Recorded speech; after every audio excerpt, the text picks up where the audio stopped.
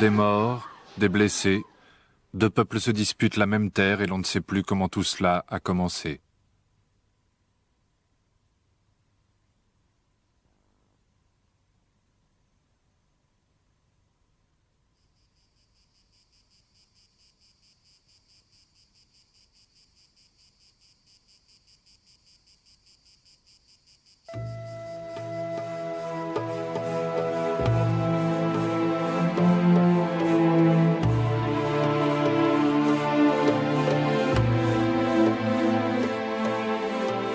Voici la Palestine au XIXe siècle, telle qu'elle apparaît sur de très rares photographies. Voici Tibériade, en Galilée. Voici Naplouse, en Samarie. Haïfa. Et voici Nazareth. Et Jérusalem. L'orientalisme est à la mode, et les premiers photographes sont aussi des peintres, des artistes voyageurs venus d'Europe. Ils parcourent la Palestine et font poser ses habitants. Nous sommes en 1880. 15 ans plus tard, les débuts du cinématographe. Les opérateurs des Frères Lumière sont à la gare de Jérusalem. C'est la première image filmée de la Palestine. La caméra est maintenant à l'intérieur des murailles, et voici ce qu'elle découvre. Une société qui ressemble à celle du Caire, de Damas ou de Beyrouth, dans une ville arabe presque comme les autres.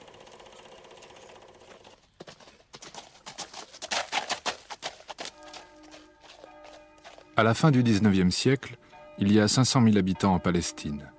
30 000 vivent à Jérusalem. Une femme voilée. Elle est musulmane sunnite, la religion majoritaire. Un juif orthodoxe. Lui aussi, il cache son visage devant la caméra. Il est pop, arménien. Tous les rites chrétiens ont leur église dans la ville sainte. Les lieux saints des trois religions sont rassemblés sur quelques centaines de mètres.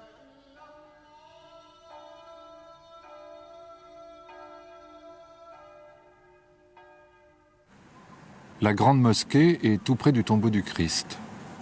En contrebas, au pied du mur des lamentations, un juif récite une prière. Il porte un tarbouch turc. Il prie en hébreu, mais sa langue de tous les jours, c'est l'arabe. Les Juifs constituent la moitié de la population de Jérusalem. Mais dans tout le pays, ils sont moins de 5%. Les chrétiens sont 10%, les musulmans 85%.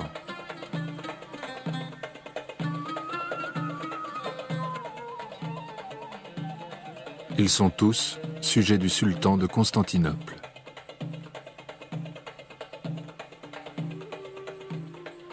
Dans l'Empire ottoman, il n'y a pas de frontières, seulement un découpage administratif. Dans cet immense territoire, la Palestine ne représente que 27 000 km². 3 petits districts au sud de la province de Damas. Le même empire au XVIIe siècle. Entre-temps, il a perdu les Balkans. La France et l'Italie lui ont pris l'Afrique du Nord. L'Angleterre s'est installée en Égypte, à Aden, et même à Koweït déjà. Mehmed V, le dernier sultan. Son empire est malade, il croule sous les dettes. Des officiers modernistes exigent des réformes. Dans les provinces, on parle d'indépendance. Le régime est aux abois. Alors au nom du sultan, les gouverneurs érigent des potences. À Damas, à Beyrouth, en Palestine.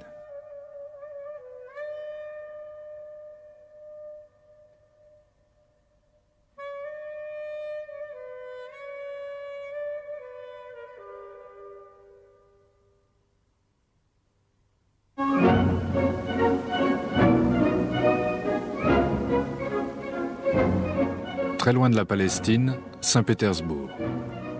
Un autre empire danse et brille de ses dernières lueurs. En 1881, c'est l'assassinat d'Alexandre II. Son petit-fils, Nicolas, sera le dernier tsar. C'est le début des troubles révolutionnaires.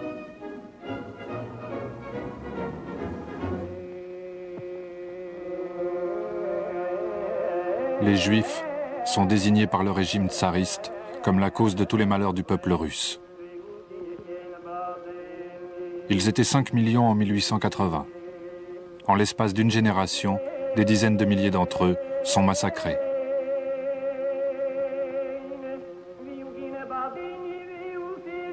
Pour échapper au pogrom, par centaines de milliers, ils vont fuir en Amérique. D'autres vont rester et s'engager dans la Révolution. Et quelques-uns, une poignée de jeunes romantiques, vont inventer le sionisme.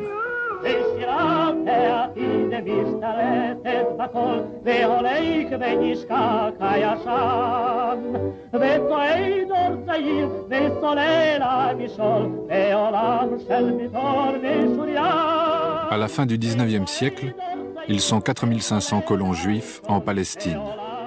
Ils veulent travailler la terre, créer un juif nouveau, saint de corps et d'esprit. Ils sont les premiers nationalistes juifs. On les appelle les amants de Sion.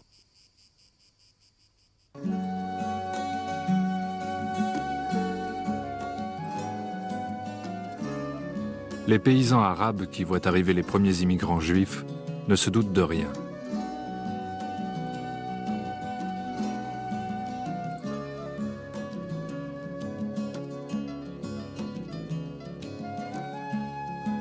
Ils vivent dans un système féodal séculaire. La terre appartient à des notables, au sultan ou à des familles de Damas et de Beyrouth. Bédouins et paysans ne possèdent rien. Ils vivent de la terre. Ils sont chez eux dans leur village. Mais tout cela va changer. Theodor Herzl. Il est né à Budapest, a grandi à Vienne et il est journaliste. Après l'affaire Dreyfus, il écrit « Si même la France des Lumières veut la mort des Juifs, alors il faut que nous ayons une terre à nous, un État dont nous serons les maîtres. » En 1897, il préside le premier congrès sioniste en Suisse. Il crée les structures d'un appareil politique efficace. Il s'est donné 50 ans, pas plus, pour réussir à fonder un État juif. Les sionistes ont maintenant une banque, une presse en plusieurs langues et une organisation mondiale dont la tâche essentielle sera d'acheter des terres en Palestine. Les acheteurs du Fonds national juif paient comptant, sans marchander. Ils ne ressemblent pas aux juifs du pays, leurs idées sont étranges, mais ils achètent toutes les terres qu'on leur propose, qu'elles soient fertiles ou rocailleuses. Leur contrat stipule qu'une fois devenue la propriété du peuple juif, la terre ne doit être travaillée que par des juifs. Une clause spéciale ajoute qu'elle doit être livrée vide d'habitants. Certains refusent de vendre à de telles conditions, mais d'autres ne se font pas prier.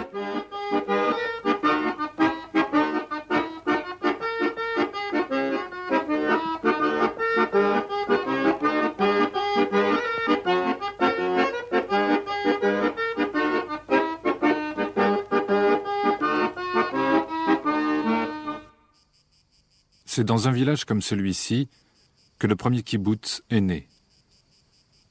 Dans les archives du mouvement sioniste, cette histoire est racontée par 3 photos. Le village s'appelait Juni. Il est vendu et vidé de ses paysans. Les maisons de terre battues sont remplacées par des cabanes en bois, comme en Russie. Juni s'appelle maintenant Degania et l'aventure collectiviste commence. Un film de reconstitution nous montre les débuts d'un kibboutz. Une société exemplaire, où tout est mis en commun. Candeur révolutionnaire, soif de vérité et de justice, l'enthousiasme, mais aussi la fatigue, et parfois le doute. La première génération née au kibboutz apprend à tout partager, entre juifs. On leur apprend aussi que les Juifs, peuple sans terre, sont désormais chez eux, sur cette terre sans peuple. Mais il y a d'autres enfants en Palestine. En 1910, les Juifs ne constituent encore que 8% de la population. La même année, un jeune homme signe un premier article dans le journal du Parti ouvrier des Juifs de Palestine. David Green vient d'arriver de Pologne. Il commence sa carrière de militant sous le nom de David Ben-Gourion. Dans 40 ans, il sera le chef du premier gouvernement de l'État d'Israël. Pendant que la Première Guerre mondiale ravage l'Europe, le Kaiser Guillaume II est reçu à Constantinople.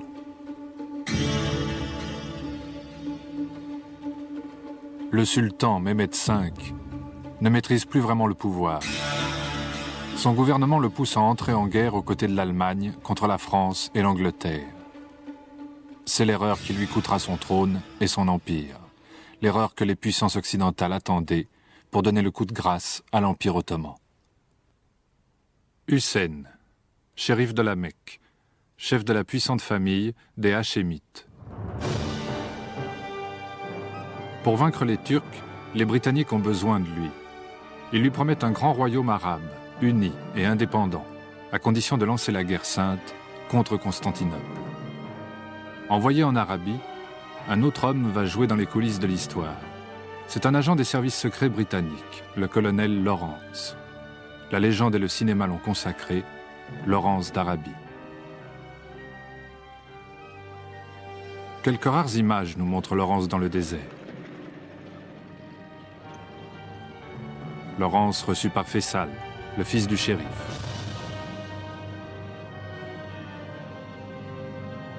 Faisal veut être roi de Syrie.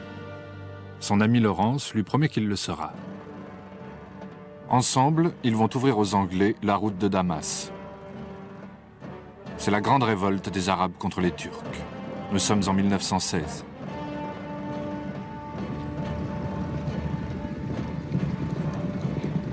Mais ni Lawrence, ni Faisal ne savent que les provinces arabes sont déjà partagées entre la France et l'Angleterre. Dans une chambre d'hôtel à Paris, deux hauts fonctionnaires se marchandent le Liban, la Syrie, l'Irak. Le français Georges Picot dessine en bleu.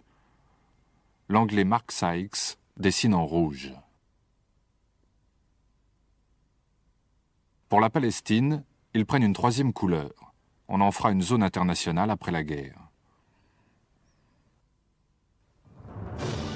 En 1917, l'armée britannique entre en Palestine par le sud.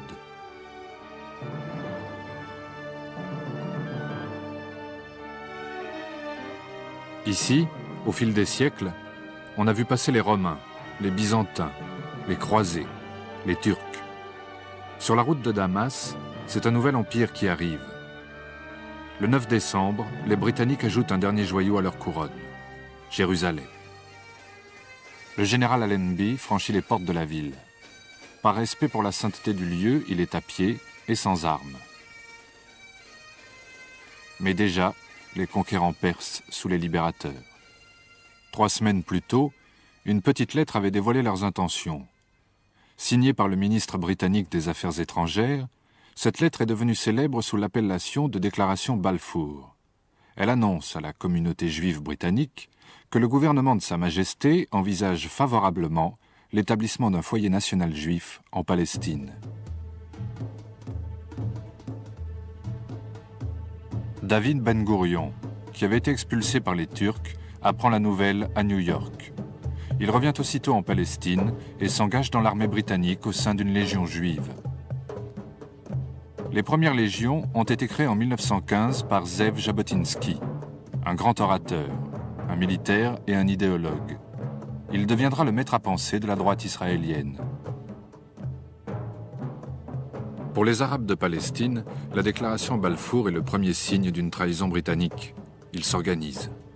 En 1919, c'est la réunion du premier congrès national palestinien, l'ancêtre de l'OLP. Le président du congrès est Moussa Kazem al-Husseini, le doyen d'une grande famille de notables de Jérusalem. Son jeune cousin, Amin al-Husseini, va devenir le premier grand leader du nationalisme palestinien. En 1921, il est grand moufti de Jérusalem et président du Conseil suprême musulman. À Londres, le ministre des colonies est Sir Winston Churchill. Il ne fait aucun cas des doléances arabes. Pour lui, l'essentiel, c'est d'assurer le contrôle de l'Angleterre sur ses conquêtes militaires. La Société des Nations ratifie le partage de la région. La Syrie et le Liban sont confiés à la France. L'Irak est mis sous mandat britannique. Ils y installeront sur le trône leur protégé Faisal, fils du shérif Hussein. Pour son frère aîné, Abdallah, ils vont créer un nouvel émirat en Transjordanie. la Palestine est inclue dans le mandat britannique. Et les termes de la déclaration Balfour sont entérinés par la communauté internationale. Il y aura donc un foyer national juif en Palestine. On avait promis aux Arabes un grand royaume, uni et indépendant, mais on a créé plusieurs États séparés. Maintenant, la Palestine est entourée de frontières. Ici au nord, c'est la frontière avec la Syrie. Une image qui paraît anodine, mais qui signifie la fin d'un grand rêve pour les Arabes du Moyen-Orient.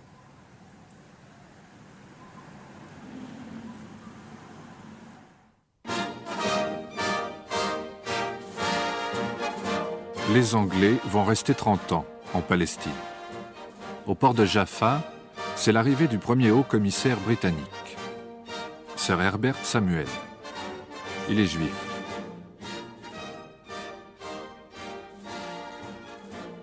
Quelques mois après sa prise de fonction, des émeutes causent la mort de 46 immigrants juifs. L'hostilité des Arabes grandit.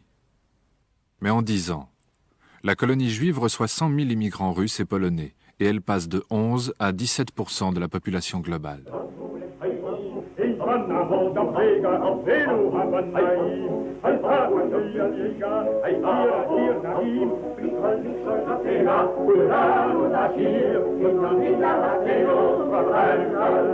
Ils chantent maintenant en hébreu. La langue des prières est ressuscitée pour devenir le ciment unificateur d'une nouvelle nation. Depuis 20 ans, les Juifs d'Europe et d'Amérique remplissent les petites tirelires en fer blanc du Fonds national. Des films de propagande donnent l'idée que la Palestine est une terre aride, un désert à défricher. On raconte la naissance de la première ville juive, Tel Aviv, et on oublie de signaler qu'elle se construit aux portes de la ville arabe de Jaffa.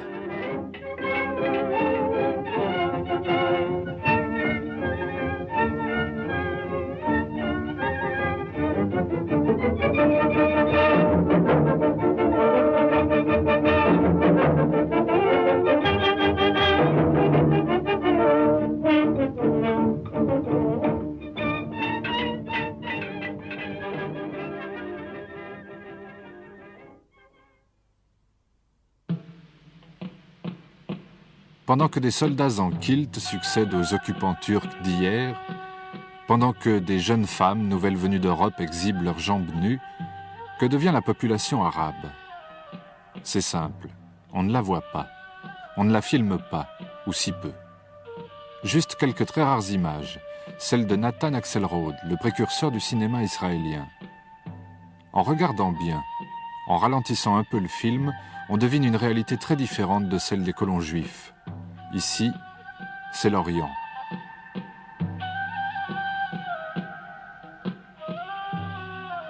Sur la grande place de Jaffa, à la sortie de la municipalité, des écrivains publics. Et sur la plage, un spectacle exotique, un magicien. Ces images, trop calmes, ne montrent pas la colère qui monte. En 1929, les Arabes commémorent le 12e anniversaire de la déclaration Balfour par une grève générale. La même année, des affrontements autour du mur des lamentations dégénèrent et se propagent dans tout le pays. Il y a 133 morts juifs, 116 morts arabes. Ces cadavres sont juifs. Il n'y a pas d'image des morts arabes.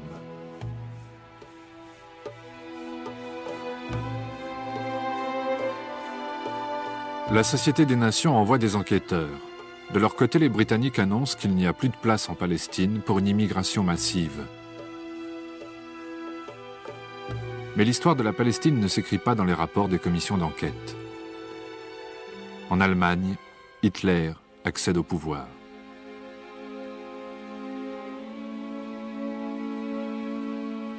Les premières mesures anti-juives provoquent une recrudescence de l'immigration. Ils viennent d'Allemagne, mais aussi de toute l'Europe centrale. Ils sont 37 000 l'année où Hitler prend le pouvoir. 45 000 l'année suivante. 1935 est une année record avec 65 000 immigrants. C'est plus de juifs qu'il n'y en avait dans tout le pays 20 ans plus tôt.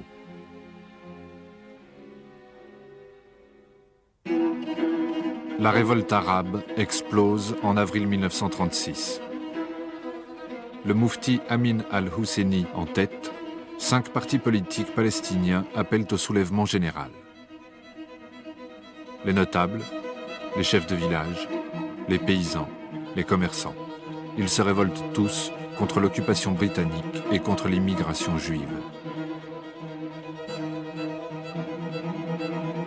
Les premiers porte-paroles s'adressent à l'opinion britannique. The Arabs who decided on a general and a complete strike until the total and immediate stoppage of Jewish immigration is brought about and until the government introduces an essential change in its present policy. A policy which, if continued, will surely have as a result the replacement of the Arabs by the Jews.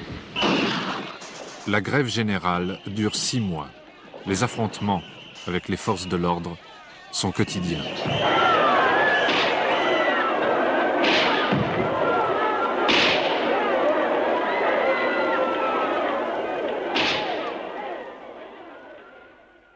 C'est l'état d'urgence. Perquisition, contrôle, arrestation.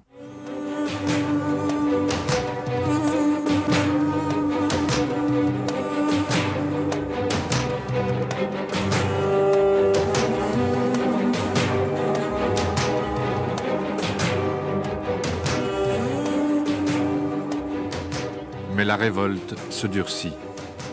Une vague d'attentats frappe les colonies sionistes et les installations britanniques. More British troops have landed at Haifa for the delicate job of stamping out the trouble in Palestine. You might call them the Kid Glove Army. They have to suppress assassins and bandits with the use of as little force as possible. On ne parle pas encore de terroristes.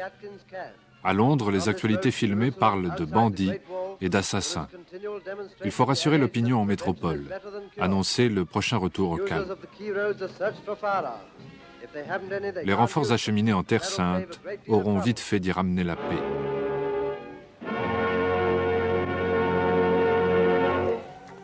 Les bandits, les assassins, ce sont eux, les premiers chefs partisans palestiniens.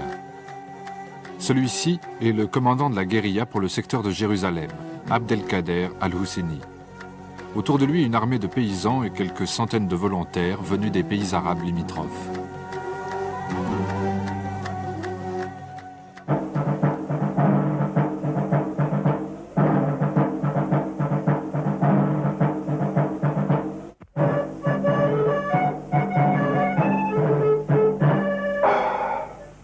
Pendant ce temps, les Juifs construisent de nouvelles colonies.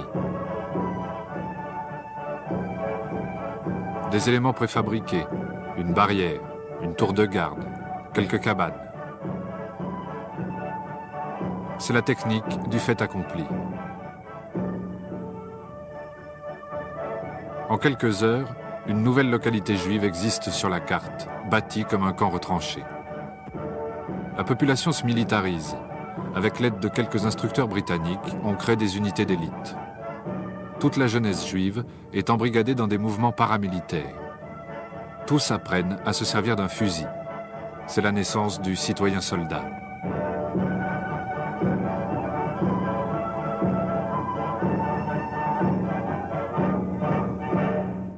Depuis 2 ans, Ben Gourion dirige l'exécutif sioniste, qui fonctionne comme un gouvernement. Alors que les Arabes s'épuisent dans une lutte inégale contre l'armée britannique, lui, il construit méthodiquement les bases d'un futur État. Quant à Jabotinsky, il exige une révision de la politique sioniste. En clair, il préconise la manière forte. Ses adeptes créent l'Irgun, un réseau clandestin qui lance des bombes et des grenades sur la population arabe.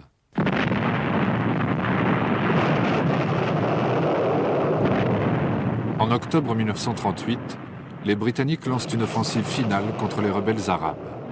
L'aviation bombarde les villages, la répression est impitoyable. Les ruelles sont élargies à la dynamite.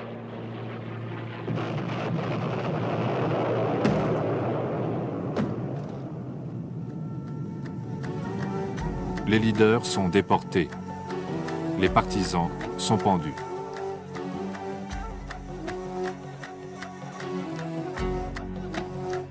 Il y a des milliers de morts.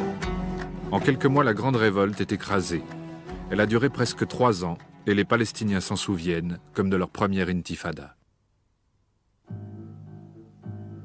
En février, les Britanniques organisent une conférence de paix à Londres. La Seconde Guerre mondiale approche. Ils veulent s'assurer la loyauté de leurs alliés arabes, tout en évitant de rompre avec les Juifs. La délégation sioniste est conduite par Haïm Weizmann, président de l'Organisation sioniste mondiale. Les Palestiniens ne forment pas une délégation autonome. Ils sont inclus dans la délégation arabe, composée exclusivement de pays soumis à l'influence britannique. Pendant la Grande Révolte, ces pays avaient conseillé aux Palestiniens de faire confiance aux Britanniques. Le 17 mai, les Anglais publient un livre blanc qui contingente l'immigration juive et prévoit de la soumettre à l'accord des Arabes.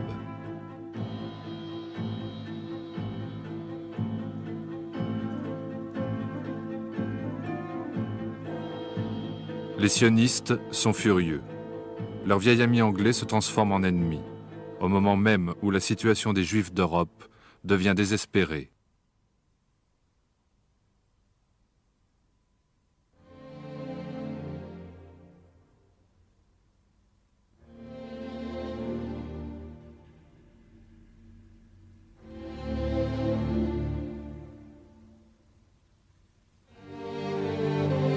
Au printemps 1939, Ben Gourion crée le Mossad, l'ancêtre des services secrets israéliens.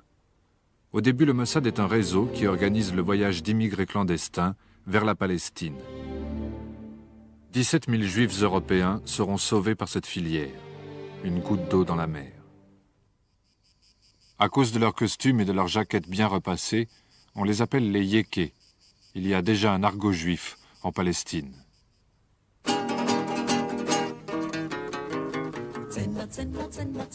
Pendant la guerre, 30 000 Juifs de Palestine s'engagent dans les rangs de l'armée britannique. Le pays sert de base avancée contre les forces de l'Axe et les Juifs fraternisent avec les soldats alliés.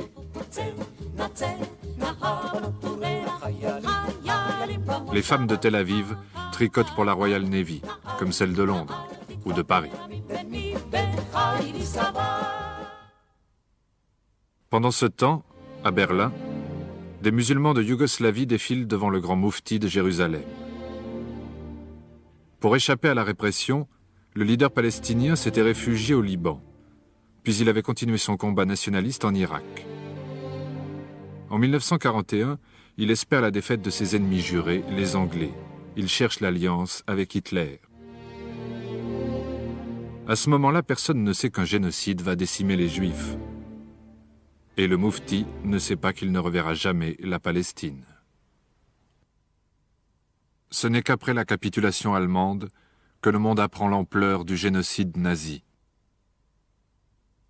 On compatit devant l'horreur. On culpabilise. On semble enfin découvrir la question juive.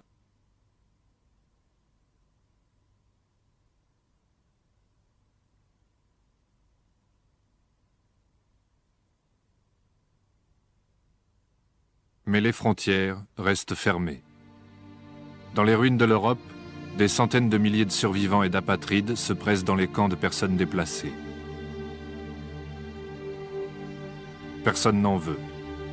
Dans tous les pays, les quotas d'immigration sont très stricts. Beaucoup de Juifs ne veulent pas retourner dans leur pays d'origine, là où leurs propres concitoyens les ont livrés à l'abattoir. Les envoyés sionistes leur offrent l'espoir d'une nouvelle vie.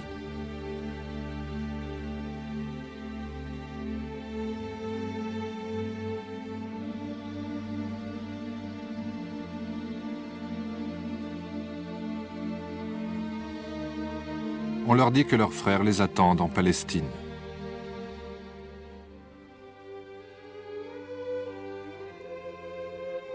À Jérusalem, Khalil Rad est photographe. Lui, il conserve la mémoire des Palestiniens.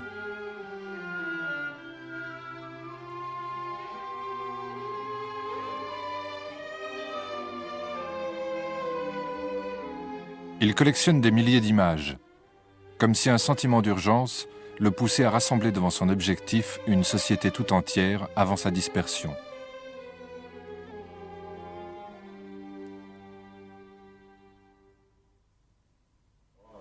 En 1946, le nationalisme juif n'est plus une utopie. Il y a 500 000 juifs en Palestine. Ils exigent des visas pour 100 000 rescapés du génocide. Ils ne parlent plus de foyer national, mais d'indépendance.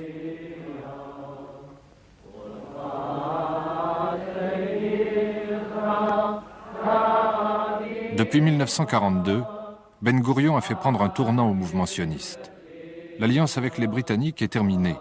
C'est à présent vers les États-Unis, les grands vainqueurs de la guerre, que son regard se porte. Tous les ans, les Juifs américains offrent 50 millions de dollars au sionisme. The late President of the United States, and only recently the joint resolution of the United States Congress asking for freedom of Jewish immigration, which will result in a free and democratic Jewish Commonwealth in Palestine. It was the Jewish people who made Palestine. That was Palestine who made the Jewish people. That no other people in the world made Palestine. No other people in the world was ever made by Palestine. À Tel Aviv, c'est le 1er mai. On chante l'Internationale en hébreu. La grande majorité des Juifs adhèrent à la gauche sioniste. Sous cette esthétique révolutionnaire se cache la politique réaliste de celui qu'on appelle déjà le vieux.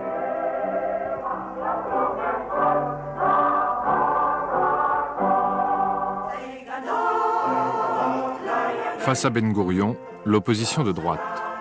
Menachem Begin a succédé à Jabotinsky. Il revendique un grand État juif sur les deux rives du Jourdain, un État qui engloberait le royaume d'Abdallah. Mais pour le moment, droite et gauche s'unissent pour livrer la bataille de l'immigration et de l'indépendance. Begin, comme Ben Gourion, appellent à la lutte armée contre l'Angleterre. Le 22 juillet, l'Irgun fait sauter l'état-major des forces britanniques à Jérusalem. La Haganah, dirigée par Ben Gourion, l'Irgun de Menachem Begin et un groupe encore plus radical, le Stern, additionnent des centaines d'attentats.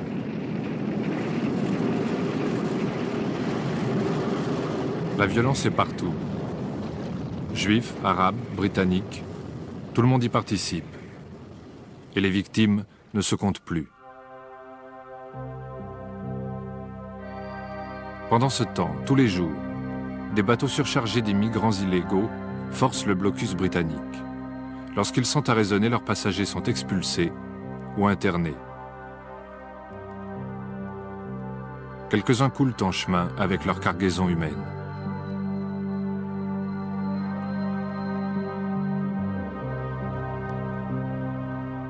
À nouveau, les Britanniques perquisitionnent, contrôlent, fouillent. Mais cette fois, les stocks d'armes découverts sont importants et ils proviennent de leurs propres arsenaux. Des centaines de Juifs sont arrêtés. Des radicaux sont pendus. Mais les Britanniques sont pris au piège. Ils ne peuvent réprimer brutalement la révolte juive sans être accusés d'antisémitisme. En septembre, encore une fois, on réunit une conférence à Londres. La Palestine est devenue un fardeau trop encombrant. 5 mois plus tard, les Britanniques annoncent qu'ils vont remettre la question de Palestine à la toute nouvelle Organisation des Nations Unies. Ce jour-là, l'Assemblée générale ouvre un dossier qui ne quittera plus jamais son ordre du jour. Aucune terre au monde n'a donné lieu à autant de débats dans cette salle. In accepting the mandate from Palestine after the First World War, His Majesty's government in the United Kingdom undertook to work for the establishment of a national home for the Jewish people on the understanding that nothing should be done which might prejudice the civil and religious rights of existing non-Jewish communities in Palestine. It was assumed at that time that the objects of the mandate could be carried out with the consent and cooperation of both peoples. Time has shown that this assumption was incorrect. Face à face, un sioniste et un palestinien sont conviés à parler devant une commission politique. Un discours chacun, un même temps de parole. Henri Catan, le palestinien, est avocat à Jérusalem. Il représente le Haut Comité arabe dirigé par le Grand Moufti. I come to you, sir, as a representative of the people of Palestine, as an Arab whose roots are deeply embedded in that tortured land. The Arab people are deeply anxious to find a just and lasting solution to the problem before you, because it is their own problem, the problem of their present life and their future destiny. Abba Hillel Silver, le sioniste, est un rabbin réformiste.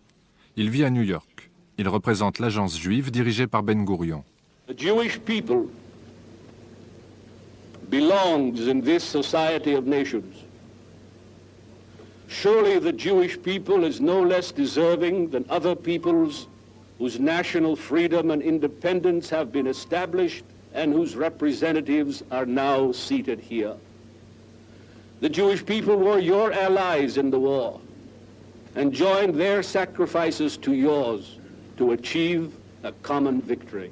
The Arabs of Palestine are not claiming their country on pledges made to them, for it belongs to them. Nor are the Arabs claiming their independence on assurances. They are entitled to such independence as being their natural and inalienable right. We hope that that people, now rebuilding again its national life in its ancient homeland, will be welcomed before long by you to this noble fellowship of the United Nations. Une commission de l'ONU part en Palestine. Sa composition est le fruit d'un savant dosage géopolitique. Un ancien gouverneur des colonies néerlandaises, un Suédois, un Canadien, un Australien, un Uruguayen, un Tchèque, un Péruvien, un Guatémaltèque, un Yougoslave, un Iranien et un Indien. Depuis 25 ans, c'est la 17e commission d'enquête en Palestine. Mais celle-ci va jouer un rôle capital. Pendant qu'ils inspectent, qu'ils essayent de comprendre et qu'ils cherchent une solution à une situation déjà très complexe, la Haganah prépare soigneusement une action pour les influencer. C'est l'affaire de l'Exodus. Le 18 juillet, l'Exodus est arraisonné par les Britanniques au large de Gaza. À son bord, 4500 immigrants illégaux, encadrés par des officiers de la Haganah. Ils refusent de se rendre. Il y a des morts, des dizaines de blessés.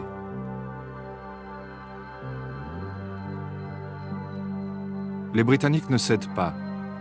Les rescapés du génocide sont brutalement refoulés. Ils devront retourner en Allemagne.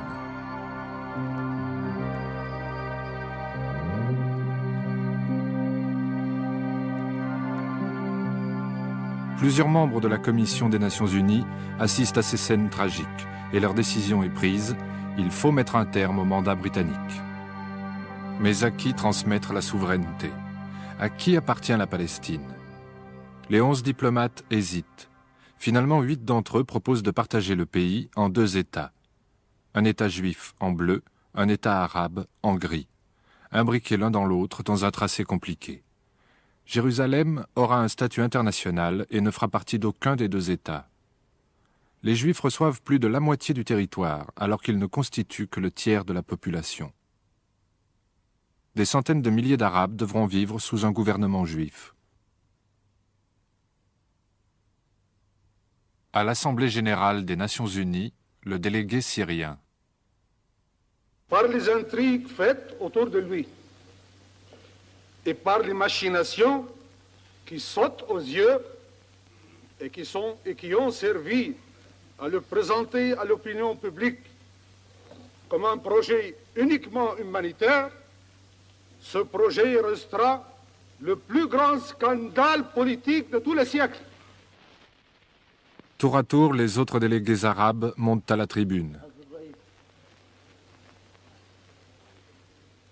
La Charte des Nations Unies, disent-ils, ne permet pas de partager une terre contre la volonté de son peuple. La Palestine est arabe, elle doit le rester. Si les Européens veulent offrir un pays aux Juifs, s'ils se sentent coupables de les avoir persécutés, alors qu'ils leur donnent une terre en Europe. Tous, ils expriment leur déception et leur colère. In the words of the greatest American, we have striven to do the right as God gives us to see the right. Jusqu'au bout, le délégué pakistanais essaye de convaincre qu'un partage provoquera un bain de sang. Avec l'Iran et la Yougoslavie, il propose un plan d'État fédéré. We did succeed in persuading a sufficient number of our fellow delegates to see the right as we saw it. But they were not permitted to stand by the right as they saw it. Our hearts are sad, but our conscience is easy. We would not have it the other way about. Ukraine, yes. South Africa, yes. Soviet Union, yes. United Kingdom, abstain. The United States, yes. Uruguay, yes. Venezuela, yes. Yemen, no. Yugoslavia, abstain. The resolution of the DUC Committee for Palestine was adopted by 33 votes, 13 against, 10 abstentions. Dès le lendemain, l'humiliation et l'angoisse jettent les Arabes dans les rues de Jérusalem. Ils disent « Ce qui a été écrit en noir à New York sera effacé en rouge en Palestine ». La foule attaque le centre commercial juif. Les Juifs ripostent par des plastiquages. 7 morts dès le premier jour. 160 les 2 premières semaines, 450 en un mois.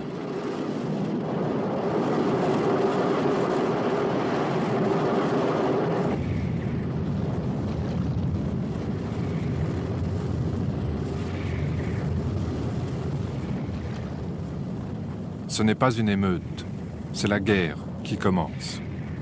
Une guerre qui se déroule sous le regard impassible des Britanniques, dont le mandat se termine dans 6 mois.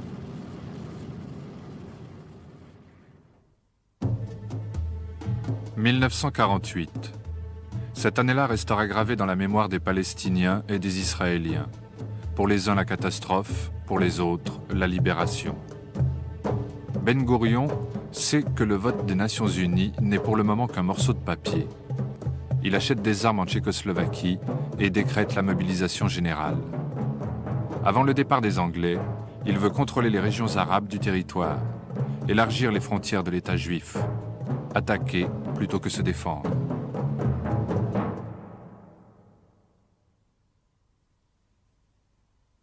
Le 9 avril, un mois avant la fin du mandat britannique, l'Irgun et le Stern prennent le village de Deir Yassin, près de Jérusalem. Avant de le transmettre aux hommes de la Haganah, ils ont massacré tous les habitants, 250 hommes, femmes et enfants.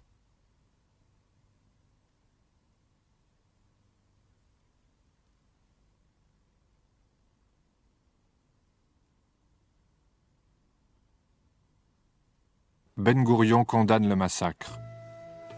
Mais Deir Yassin devient un symbole et un exemple. Au fur et à mesure de l'offensive, les villes et les villages arabes se vident.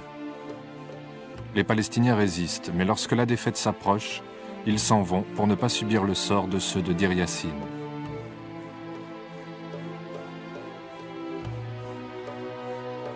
De plus en plus loin, de plus en plus nombreux.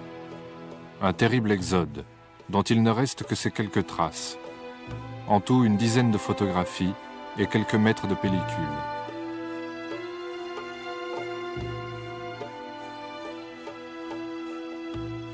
Au port de Jaffa, là où Nathan Axelrod avait filmé un magicien quelques années plus tôt, ils partent vers Gaza ou vers Beyrouth.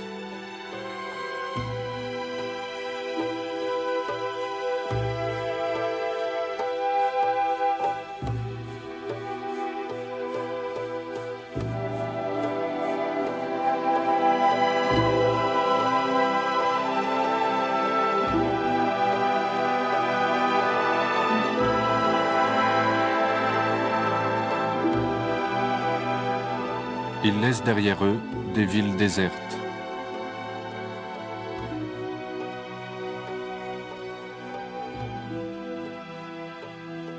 Ailleurs, il y a des ruines après la bataille, des cadavres dans les rues.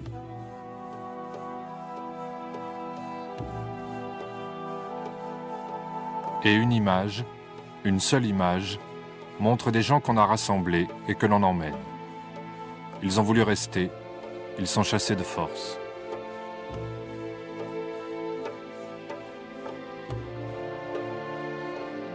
En un seul mois, le futur État juif s'est vidé de centaines de milliers d'Arabes.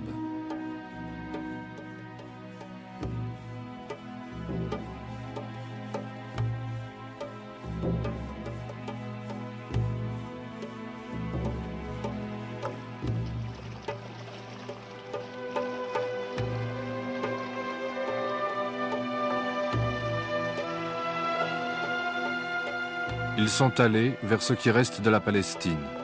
Gaza au sud, la Cisjordanie à l'ouest. Au nord, ils ont franchi la frontière vers le Liban ou la Syrie. Certains ont traversé le Jourdain. Maintenant, ils attendent la fin des combats pour pouvoir rentrer chez eux.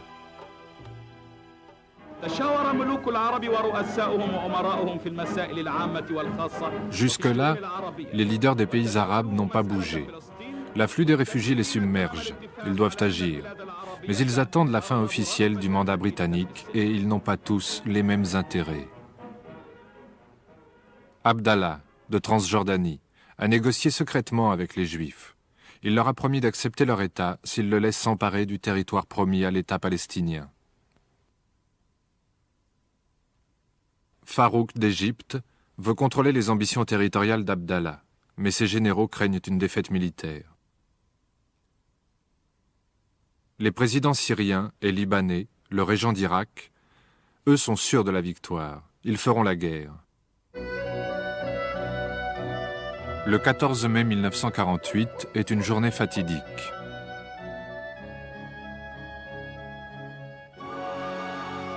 Le dernier haut commissaire britannique quitte la Palestine. L'après-midi même, Ben Gourion proclame l'indépendance d'Israël.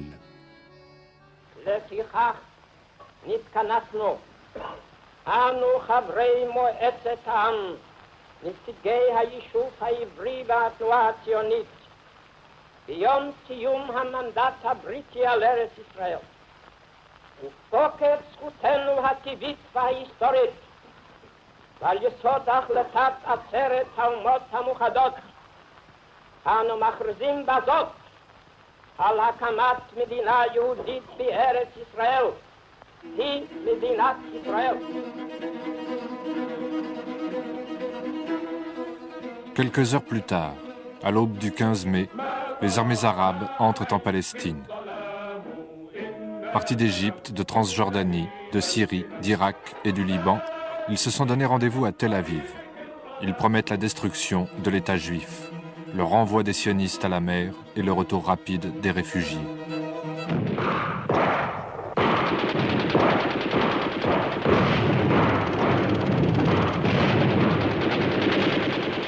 À Jérusalem, la bataille est très dure. La légion arabe de Transjordanie assiège le vieux quartier juif. La Haganah doit capituler.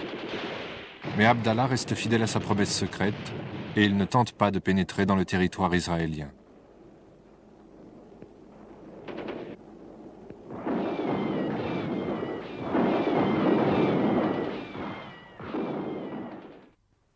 Le représentant palestinien Jamal Bey Husseini. Le 20 mai, aux Nations Unies, il refuse le cessez-le-feu. As a member of the Arab League, the Palestine Arab population, as represented by the Arab Hair Committee, have a legitimate claim on the other members for assistance in the restoration of peace and order in their country. The troops of the states of the Arab League who have crossed the borders of Palestine from the neighboring countries on the termination of the mandate have therefore done so by the invitation of the people of Palestine. Le comte Bernadotte, médiateur suédois désigné par les Nations Unies. Le 11 juin, il réussit à imposer une trêve. Il est optimiste. And I believe, and I think I have the right to believe, that we sooner or later, it might be sooner, can get a settlement and stop the war in Palestine. Il va très vite changer d'avis. En parcourant le pays, il découvre les villages arabes détruits et l'ampleur de l'exode palestinien. Les rapports qu'il adresse à l'ONU inquiètent beaucoup les Israéliens. Pour eux, cet homme est dangereux. Le jeune Yitzhak Shamir, commandant du groupe Stern, donne l'ordre de l'assassiner. Et ses rapports le suivent dans sa tombe.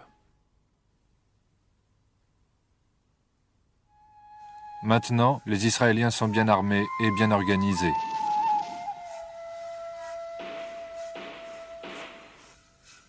À la fin de l'année, les armées arabes sont vaincues.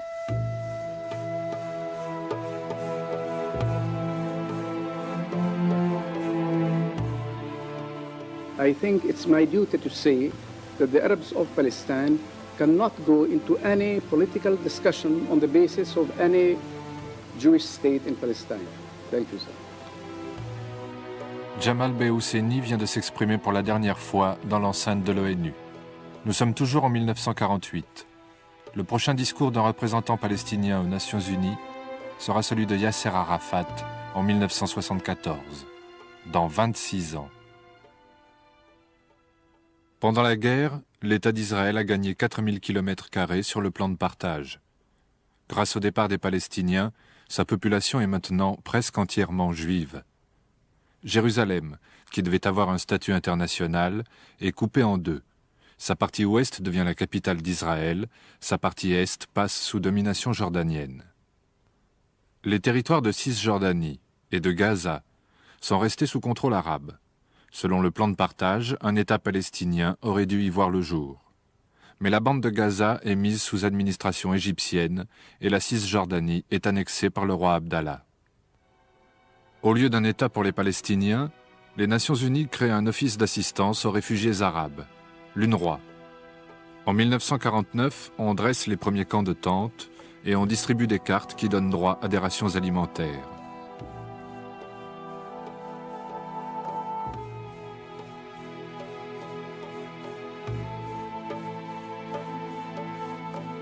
« 200 000 cartes sont attribuées en Cisjordanie, 180 000 dans la bande de Gaza, 100 000 au Liban, 60 000 en Jordanie, 70 000 en Syrie. Ce sont surtout les paysans, ceux qui ne possèdent rien, qui sont dans les camps. 200 000 autres exilés ont pu survivre sans faire appel à la charité internationale. En tout, ils sont plus de 800 000. That satisfies the requirement of the Charter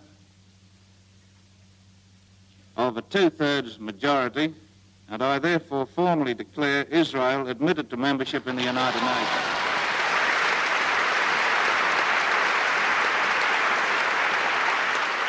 Par les hasards de l'alphabet, la place qui est attribuée à la délégation israélienne se trouve entre le fauteuil du Liban et celui de l'Irak. Mais pendant que les délégués israéliens arrivent, les Arabes quittent la salle en signe de protestation.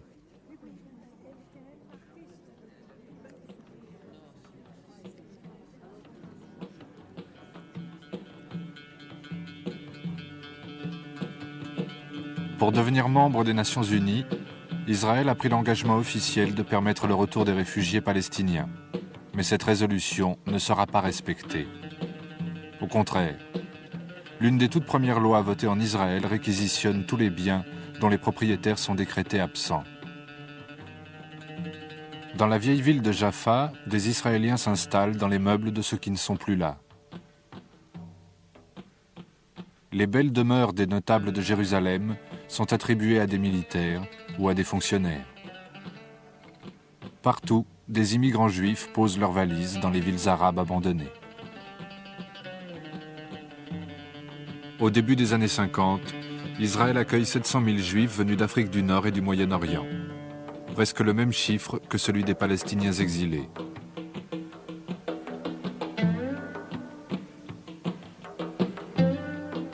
Ils n'ont pas connu l'antisémitisme dont les Juifs européens ont été les victimes. Mais depuis 1948, les Arabes les considèrent comme des traîtres. Ils ont préféré partir. Pour eux aussi, on dresse des tentes. Et leurs premières années en Israël seront très dures. Une nouvelle vie commence, mêlée d'espoir et de nostalgie.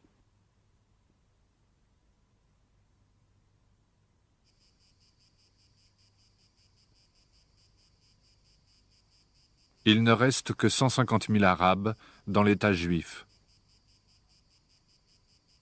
Pour eux, ce sera l'administration militaire, le couvre-feu, la censure, l'interdiction de circuler sans laisser passer. Ils sont citoyens israéliens, mais leurs droits sont limités et ils sont coupés de leurs frères, tous les autres Palestiniens qui sont à l'extérieur.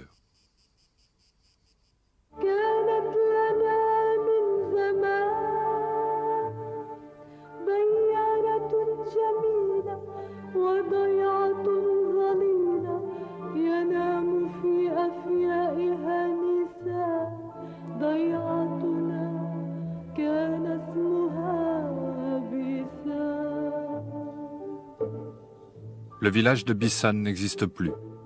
La ville israélienne de Beit Shean l'a remplacé. Les camps de réfugiés, eux, existent toujours. Aujourd'hui, plus de 2,5 millions de Palestiniens reçoivent encore des rations alimentaires dans les camps de l'UNRWA. 20 ans après ces premières images, les enfants des camps vont prendre un fusil. Ce sera l'OLP. Plus tard, une deuxième génération de réfugiés se soulèvera. Ce sera l'intifada.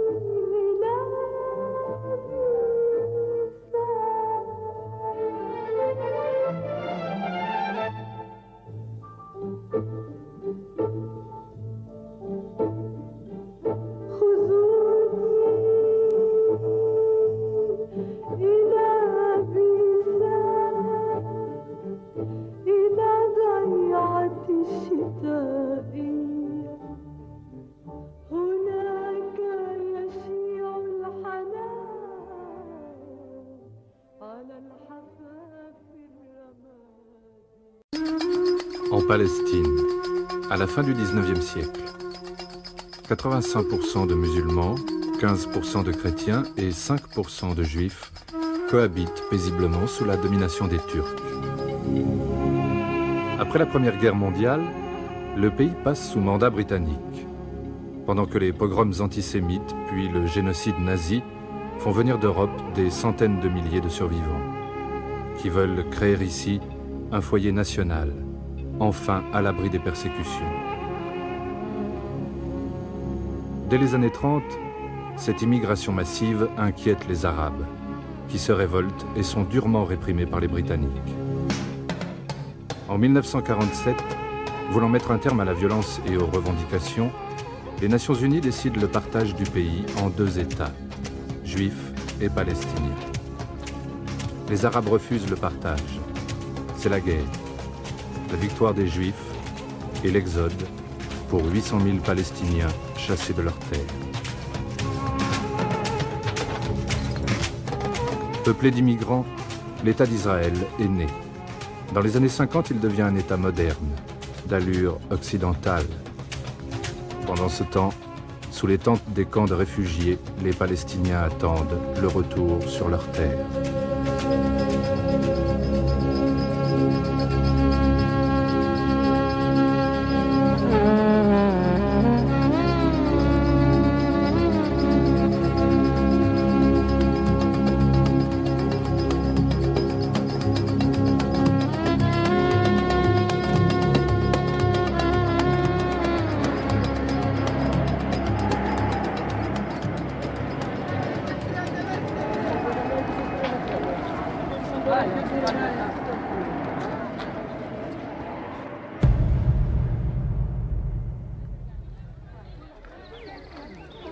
un camp de réfugiés palestiniens à la fin des années 50.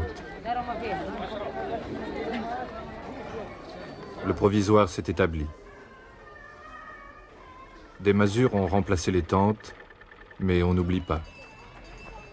Ici, chaque ruelle porte le nom d'un village perdu. Tous les enfants sont scolarisés par les Nations Unies.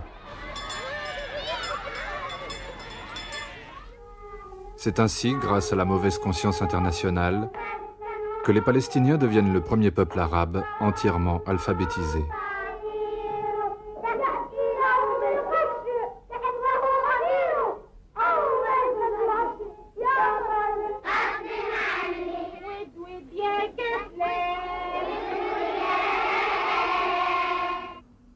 Yasser Arafat, lui, est collégien au Caire. Né à Jérusalem, il n'a connu ni l'Exode ni les camps. En 1953, il préside l'Union des étudiants palestiniens. On parle de libération et de retour. On réfléchit aux moyens de lutter. En 1958, ingénieur au Koweït, il va créer la première organisation de combat palestinienne, une organisation clandestine, le Fatah.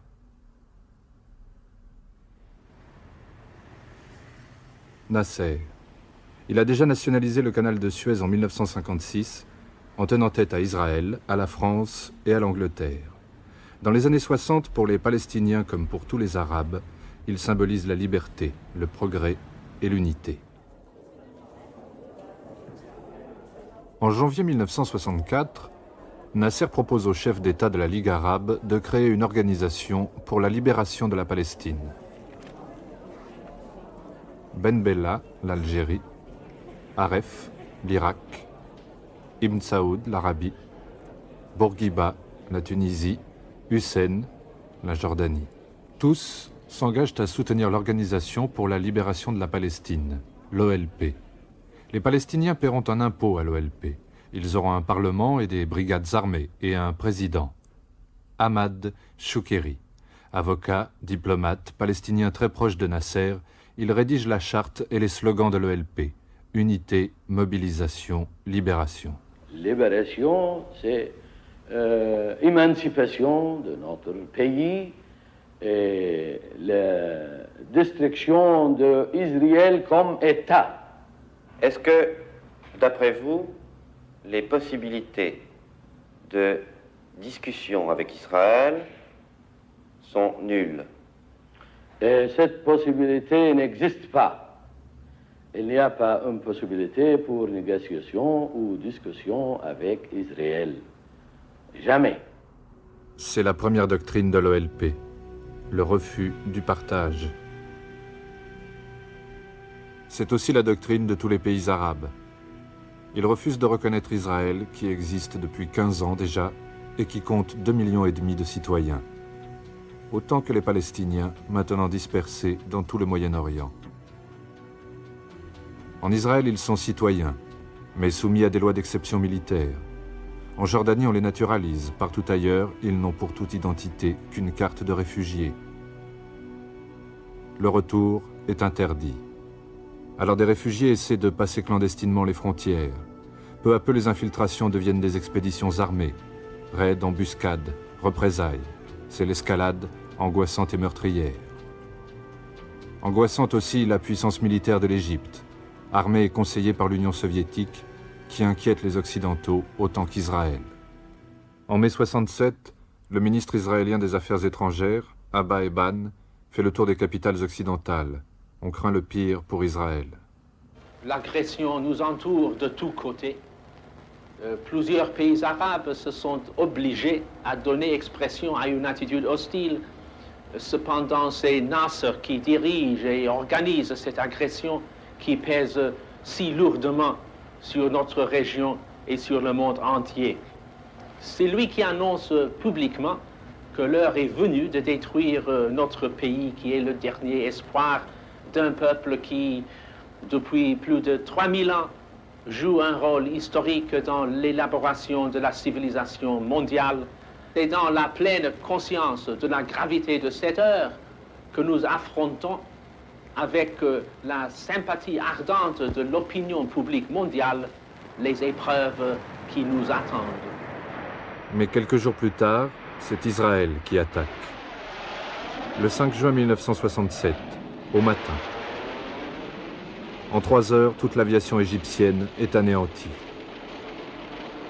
Le lendemain, la Jordanie et la Syrie entrent en guerre. Mais 6 jours plus tard, tout est fini. Une victoire éclair qui éblouit l'Occident. 25 700 morts, 25 000 Arabes et 700 Israéliens. Pour Israël, le triomphe. Pour les Arabes, la douleur et l'humiliation.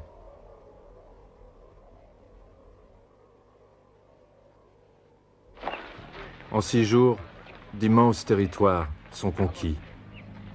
Gaza, Cisjordanie, Sinaï, Golan. Partout, le drapeau juif flotte sur les bâtiments publics. Et enfin le symbole. Le mur des lamentations dans le secteur arabe de Jérusalem est aux mains d'Israël. Moshe Dayan, ministre de la Défense, et Yitzhak Rabin, chef d'état-major, pris sur les vestiges du temple de Salomon. Pendant que déjà, les bulldozers rasent les murs qui séparaient la ville en deux. 20 ans après le partage qui lui a donné naissance, 18 ans après ses premières conquêtes, Israël a maintenant quadruplé la superficie que lui avait attribuée l'ONU. Les territoires occupés comprennent Gaza et la Cisjordanie. Peuplées d'1 million de Palestiniens, elles font partie des régions de Palestine où l'ONU prévoyait la création d'un État arabe. Le plateau du Golan, territoire syrien de grande valeur stratégique qui surplombe les localités israéliennes de Galilée et la route de Damas. Le Sinaï égyptien, un désert peuplé de quelques tribus bédouines mais qui recèle du pétrole. À l'unanimité, l'ONU vote le retrait israélien des territoires occupés. C'est la résolution 242, qui constitue encore aujourd'hui la base légale de tous les plans de paix israélo-arabes. Imprécise et ambiguë dans ses termes, elle n'a encore jamais été appliquée. Sur les ponts du Jourdain, détruits par la guerre, ils sont 250 000. Réfugiés pour la seconde fois.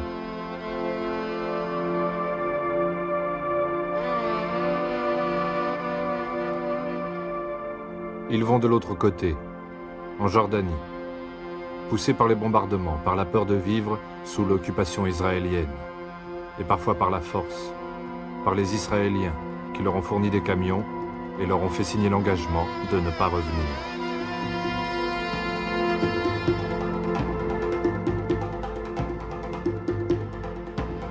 Je tiens à affirmer de la façon la plus catégorique qu'Israël n'a expulsé personne.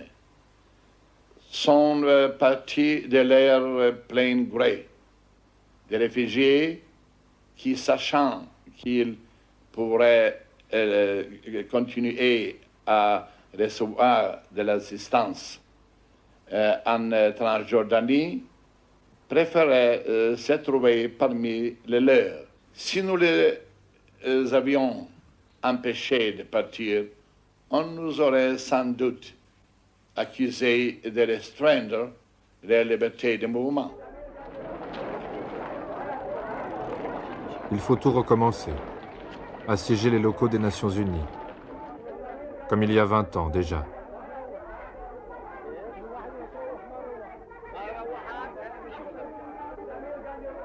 Quémander une place dans un camp, un laissez-passer. Encore plus loin du village d'origine, plus loin de la Palestine. From the morning till we close down, a stream of people come, one after the other. Là-bas sur le Golan, on implante déjà ce qu'on appelle des colonies. Autour de Jérusalem, on fait place nette. On exproprie, on rase, on trace des routes. On invoque des raisons de sécurité pour détruire des villages entiers. في دار مهدوم في خيم بين الأرض والسماء. في خيم؟ آه. يعني تترك البلد؟ لا ما بترك، لازم أبقى في وطني ولو ما فيش شيء. En Israël, c'est la démocratie. Mais dans les territoires occupés, en Cisjordanie et à Gaza, la population entièrement palestinienne est placée sous administration militaire.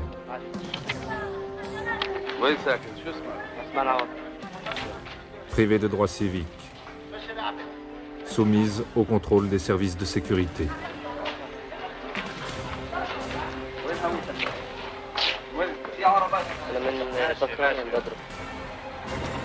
Humiliation, grève de protestation. Premier couvre-feu.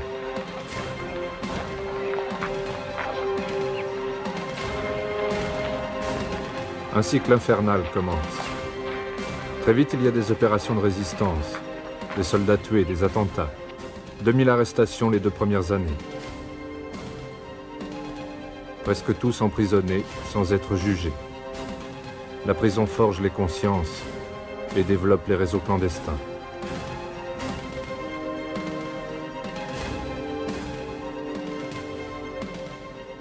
C'est le temps des premières grèves de la faim.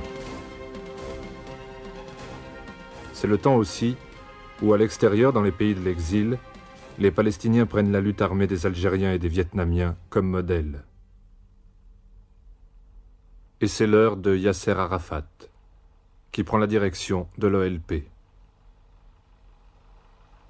We wait and wait for a long time. From 48 till now. Waiting for the United Nations. But nothing had been done, except more refugees.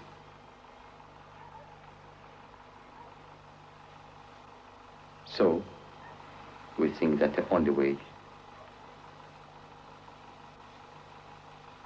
is to carry our arms and to fight. You see, we are aiming to establish our Arabic Palestinian states, as I told you, in which Muslims, Jews, and Christians can live in peace, friendship, and justice. A democratic state. And what will be the boundaries of the state you want to establish? The original boundaries, from the sea to the river. De la mer au Jourdain. C'est l'ancien territoire de la Palestine qu'occupe maintenant entièrement Israël. La logique d'Arafat, c'est aussi celle d'un seul État pour tous, juifs et palestiniens, sans exclusion. Arafat continue à refuser le partage.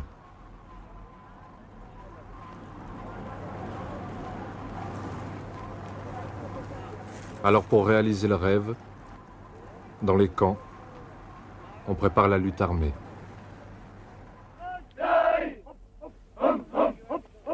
Fatah, Front populaire, Front démocratique.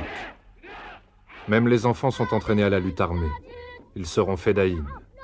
Ils donneront leur vie pour la cause. Ils donneront aussi la mort. Civils ou militaires, les Israéliens vont payer le prix de la victoire. C'est le temps cruel des colis piégés et des bombes dans les cinémas, les lieux publics et les marchés.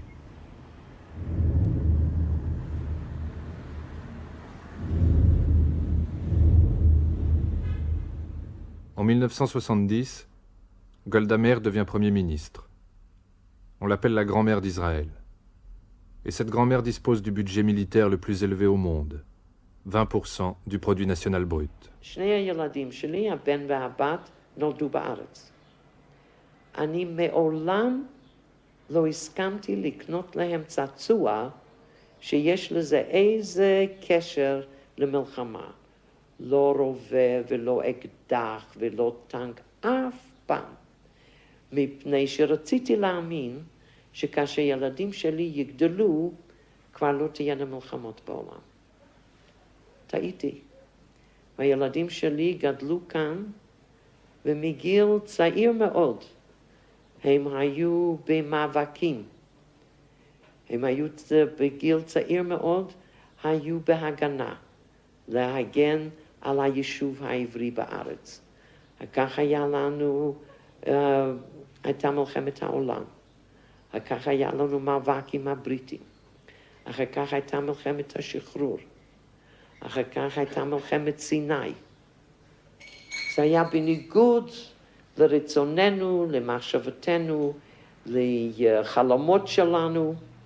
ואני רוצה להגיד רק דבר אחד. אשרנו שבמדינה הזאת יהודים יכולים להגן על חייהם.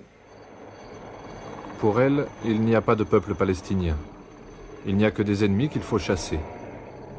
Israël venge ses morts au centuple, frappe tous les fédayines, partout où ils se trouvent.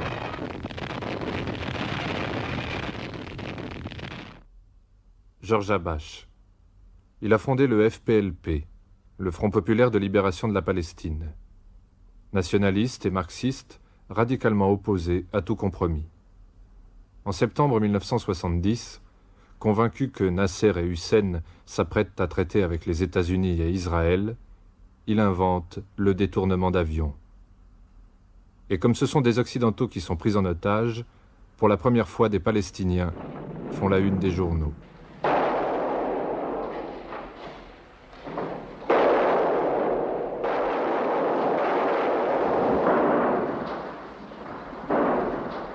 Il n'y a pas de victime à Zarqa, mais le roi Hussein de Jordanie a compris le message. Le 17 septembre, pour chasser l'OLP, il engage une terrible offensive dans sa propre capitale, Amman.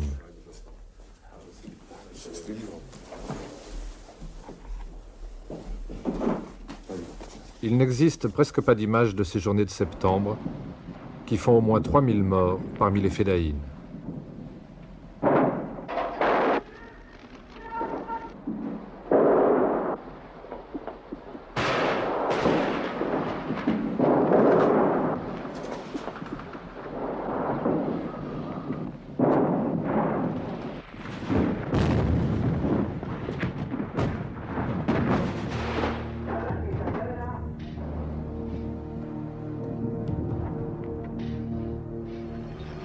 Dans les territoires occupés, l'on vit au rythme des couvre-feux et des nouvelles de l'extérieur.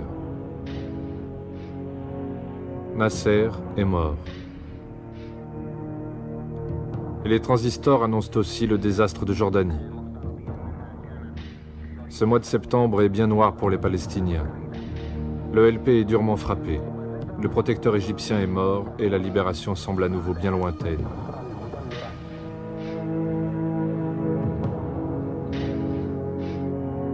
Avec Arafat, 50 000 Palestiniens quittent la Jordanie, d'abord pour Damas, puis pour le Liban, où l'État est trop faible pour contrôler leur action.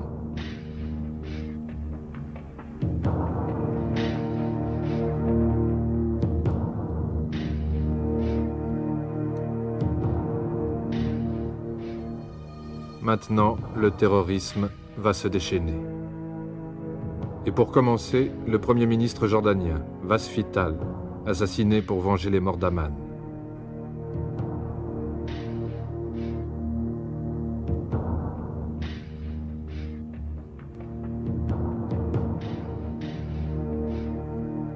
Ensuite, c'est l'Occident qui paye pour son soutien à Israël. En Hollande, en Italie, en Allemagne. Septembre 72. Aux Jeux olympiques de Munich, les athlètes israéliens sont pris en otage.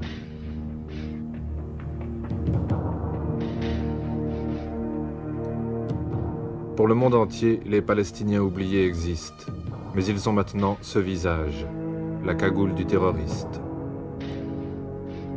Et le monde entier a peur. Les Allemands donnent l'assaut. Les fédayines, les athlètes, presque tous sont tués. Un communiqué triomphal signé d'un sigle inconnu, Septembre Noir, revendique l'attentat. Le communiqué vient de Beyrouth. Au Liban, ils sont 600 000 Palestiniens dans un pays grand comme un mouchoir de poche. À l'entrée des camps de réfugiés et devant les bureaux de l'OLP, des Palestiniens en armes font la police. There is no organization called Black September within the frame of the PLO. We believe that Black September is a legitimate child of the September massacre in Jordan. September is a state of mind amongst the Palestinians. The Palestinians have been frustrated for the last 20 years. The world has not listened to them. They have been living in caves, in tents, under the worst conditions, under the worst situation that a human being can live. They have appealed to the United Nations. They have asked the whole world to understand their cause, to give them back their rights, to send them back to their homes. But nobody listened to them. So it is normal to have such phenomena amongst the Palestinians. Un an plus tard, Kamal Nasser sera assassiné, ici, à Beyrouth, par un commando israélien. La guerre de l'ombre fait rage. Israël effectue des raids sur les camps et les bases du Liban, piège des voitures, expédie des colis explosifs aux représentants de l'OLP partout dans le monde. Hassan Kanafani, Abou Youssef Nadjar, Kamal Adwan, Wael Zouatir, Mahmoud Amshari, toute une génération de dirigeants de l'OLP décimés par le Mossad.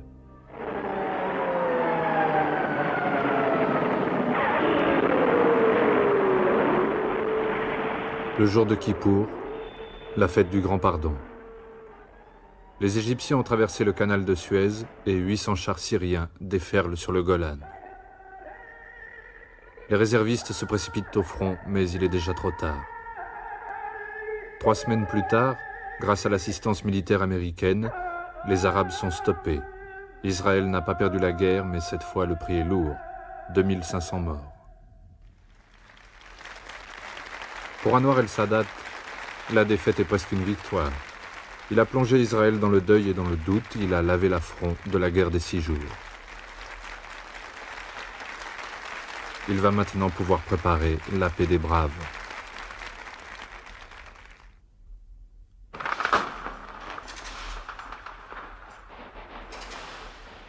En Israël, c'est encore la terreur quotidienne.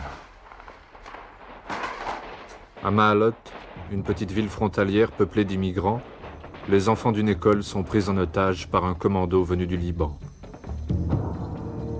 L'armée israélienne ne cède pas au chantage et donne l'assaut. Les Fédayines sont tués et avec eux, 21 enfants.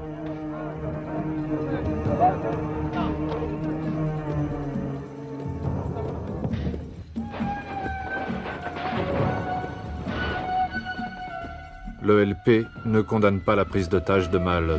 Des enfants, il en meurt aussi beaucoup dans les bombardements israéliens. Le comité exécutif de l'OLP fonctionne comme un gouvernement.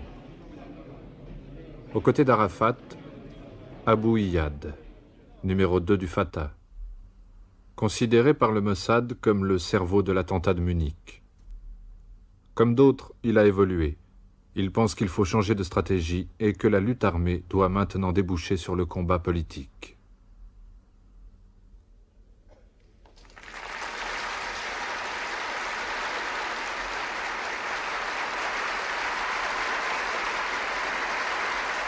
Après 26 ans de silence forcé, un Palestinien va enfin parler devant les Nations Unies. Les gouvernements occidentaux ont eux aussi évolué. On soutient toujours Israël, mais les Arabes tiennent la clé du pétrole. C'est une arme qui pousse les Occidentaux à négocier et à entendre la voix des Palestiniens.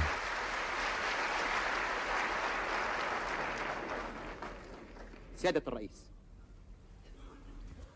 إنني كثائر من أجل الحرية، إنني ثائر من أجل الحرية، وأعرف كثيرين من الجالسين في هذه القاعة كانوا في مثل المواقع النضالية التي أقاتل منها الآن، واستطاعوا من خلال نضالهم أن يحولوا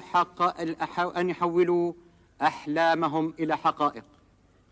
إنهم شركائي في الأمل والحلم. لقد جئتكم يا سيادة الرئيس بغصن الزيتون في يدي وببندقية الثائر في يدي، فلا تسقط الغصن الأخضر من يدي، لا تسقط الغصن الأخضر من يدي، لا تسقط الغصن الأخضر من يدي.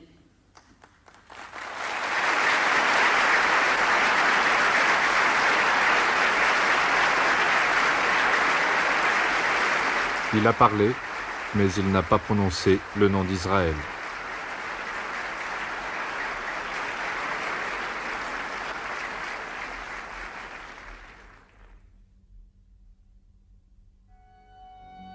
« 1977, c'est la 10e année de l'occupation. Il y a déjà 80 colonies juives en Cisjordanie et à Gaza. My personal motivation and that of the people who came with me was a religious national motivation, which included 2 commandments. One of them was to rescue the land of Israel from desolation. As you can see around, it's desolate. And the other was to rescue the land of Israel from foreign domination.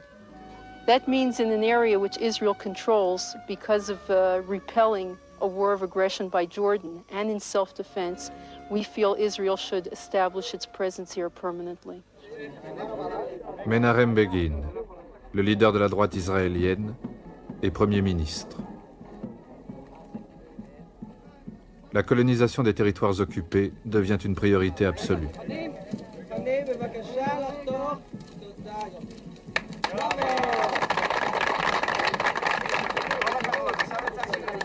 Il ne rendra pas un pouce de la Cisjordanie qui a retrouvé son appellation biblique de Judée-Samarie, ni du Golan, ni de Gaza.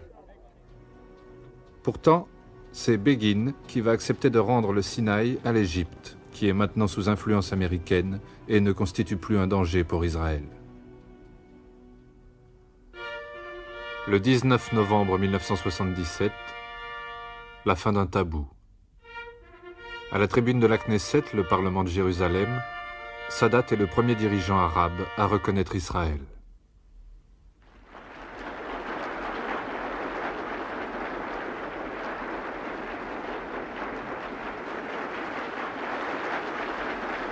C'est Jimmy Carter, le président américain, qui a fixé les grandes lignes de la négociation.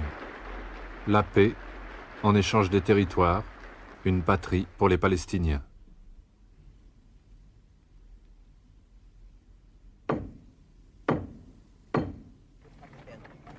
En tendant la main à Golda Meir, à Yitzhak Rabin, à tous les Israéliens qui l'ont acclamé pendant 3 jours, Sadat joue son avenir politique et risque sa vie.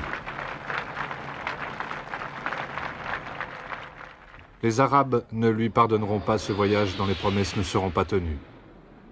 La paix signée 1 an plus tard ne sera qu'une paix séparée entre l'Égypte et Israël. Et le projet d'autonomie qu'elle prévoit pour les Palestiniens restera sans suite.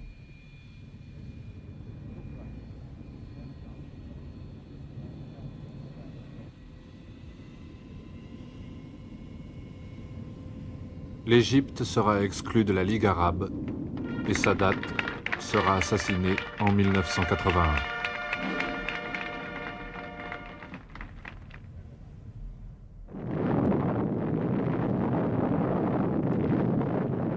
Beyrouth et le Liban ont sombré dans la guerre civile.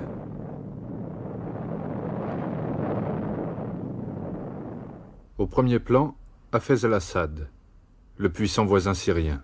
Froid, incontournable et manipulateur. Il joue des renversements d'alliance au gré de ses intérêts. Sur le terrain face à face, Pierre Gemayel, dirigeant maronite à la tête du parti de droite, les Phalanges, Il pense qu'il faut chasser les Palestiniens du Liban.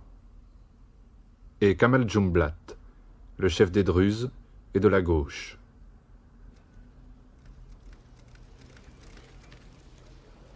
Il a trouvé en Yasser Arafat un allié naturel. Et tous deux se confortent mutuellement. En 1978, l'échiquier libanais s'ouvre à un nouvel acteur. Begin va, lui aussi, intervenir au Liban. Just a moment, just a moment. Do I have the right to make an opening statement? And then I'll answer all your questions, except those which I will not answer. I had a very serious talk with the Secretary General of the United Nations. The first topic I brought to him is the situation in southern Lebanon. I brought to his knowledge this map. This is the Litani River. This is the Litani River, and this is our northern border. And the red color means a Muslim village or township. The blue color, a Christian village or township. The green color, a Druze village or township. And now everybody can see that the Christian villages are an island surrounded by a sea, by an ocean of Muslim and villages and townships. They are all completely outnumbered. Now in this area there are 5,000 members of the so-called PLO, all of them armed with Soviet arms and with Soviet artillery. And from all those Muslim villages, there comes every night a barrage of artillery and mortar fire on these single Christian villages. We helped them. Were it not for our help, they would have been wiped out. Nobody else does help them. En mars 1978, l'armée israélienne envahit le sud Liban jusqu'au fleuve Litani. 900 morts, 3000 blessés et des dizaines de milliers de sans-abri dans la population civile libanaise et palestinienne. L'ONU intervient. Israël se retire, mais en gardant une zone de sécurité au nord de sa frontière, un nouveau territoire occupé. Juillet 1980. Jérusalem est décrétée capitale éternelle d'Israël. Le secteur arabe est maintenant annexé. Décembre 1981, c'est le tour du Golan, annexé.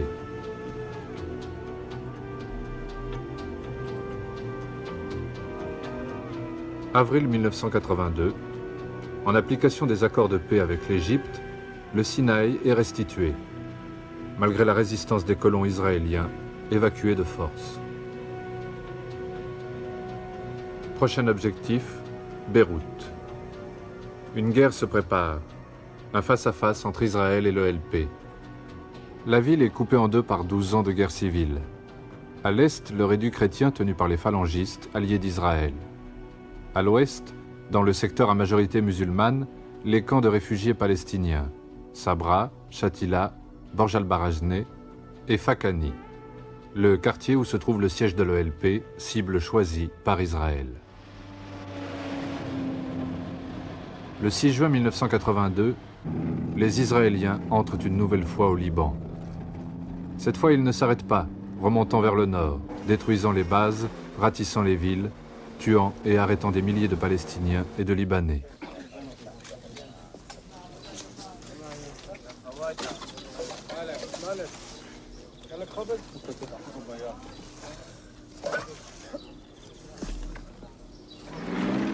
Une semaine plus tard, ils encerclent Beyrouth-Ouest. Pour la première fois, Israël est aux portes d'une capitale arabe.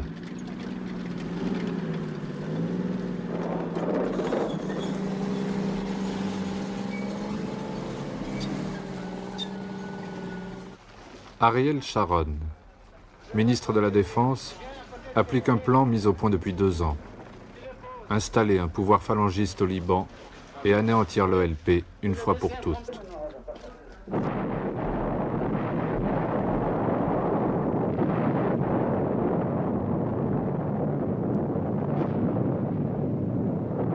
Aucun quartier n'est épargné. Pendant 88 jours, les Fédayines, mais aussi les civils libanais et palestiniens, sont pris sous les bombes à implosion, le napalm, le phosphore, les missiles. La force, la violence et la cruauté de l'agression israélienne bouleversent l'opinion mondiale. Now, ladies and gentlemen, so we didn't enter Beirut, and we hesitated. Yes, indeed, I'm not ashamed to admit hesitations. It's human. But we will have to take care that all the terrorists leave Beirut and Lebanon. None of them will be left, I can assure you. None of them. Il y a déjà 10 000 morts. Alors Arafat accepte les conditions dictées par les Américains. Le départ de l'OLP contre celui des forces israéliennes et la protection des civils palestiniens par la France, l'Italie et les États-Unis. Jour de deuil.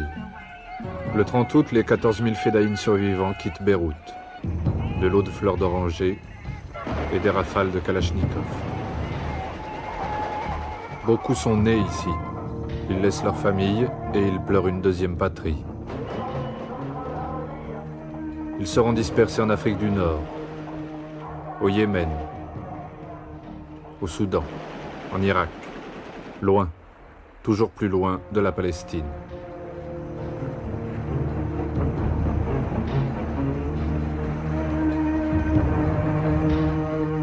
Une fois de plus, les promesses américaines ne sont pas respectées.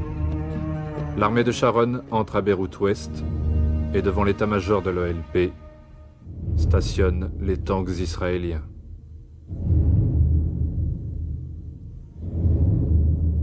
Sabra et Shatila. 3000 morts. Des femmes, des enfants, des vieillards, massacrés par les phalangistes à la hache, au couteau, au revolver. L'armée d'Israël était là, tout près. Elle a tout vu, elle a laissé faire. Ces images partout ont choqué. Partout et surtout en Israël. Ils sont 400 000, 1/10 de la population israélienne. Contre Sharon, contre Begin, contre cette guerre et ces massacres. Israël est déchiré. Begin, condamné à la démission. Mais son successeur, Yitzhak Shamir, maintiendra l'armée au Liban pendant encore 3 ans. Pour lui, la guerre était un succès, malgré la contestation en Israël qui se radicalise. À Tunis, Arafat reçoit des Israéliens. C'est la photographie du premier dialogue.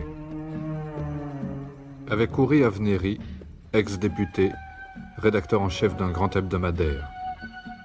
Et avec le général Mati Peled, héros de la guerre des 6 jours.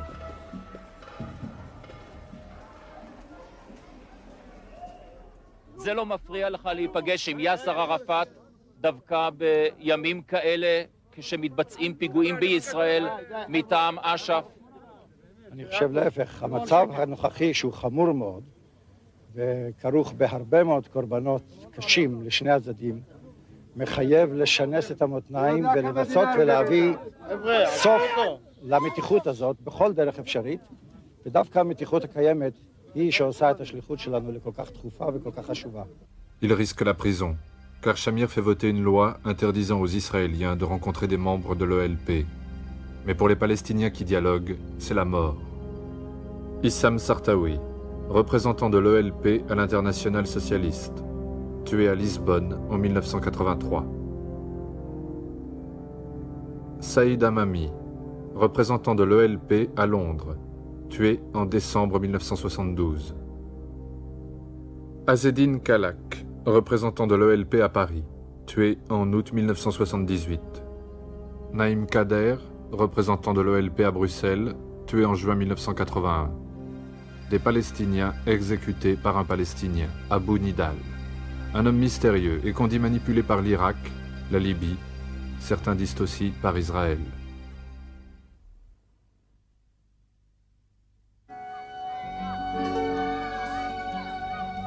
Gaza. Bientôt 20 ans que dure l'occupation israélienne. Dans les camps de réfugiés, des centaines de milliers de Palestiniens vivent entassés dans des conditions misérables.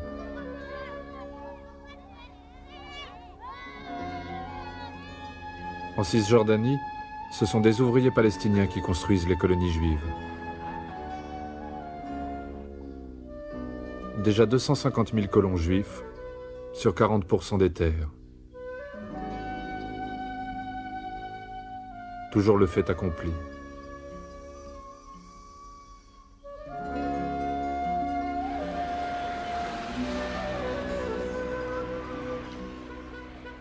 Il fait encore nuit lorsque les ouvriers arrivent au barrage militaire. Par mesure de sécurité, ils sont longuement contrôlés et fouillés. Pas de sécurité sociale, la moitié du salaire d'un ouvrier juif. Au petit matin, c'est l'autobus pour les chantiers et le soir, ils repasseront par les mêmes humiliations. بنقول للعالم كلها رسالة واحدة SOS بالإنجليزي الحقونا وإلا فقدتمونا. الحقونا وإلا فقدتمونا لأنه الآن إحنا في حالة أصبحنا تحت الصفر. لا لأنه إذا أنا ما اشتغلتش أولادي كلهم بيموتوا من الجوع. Ils n'ont pas de fusil, ils n'ont que des pierres.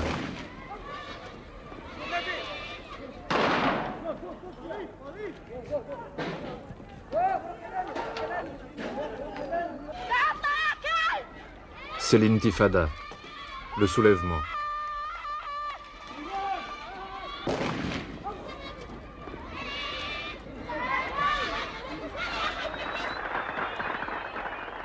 Pendant 20 ans, ils ont attendu d'être libérés par l'OLP. Maintenant, les Fédayines sont trop loin. À Alger, à Tunis.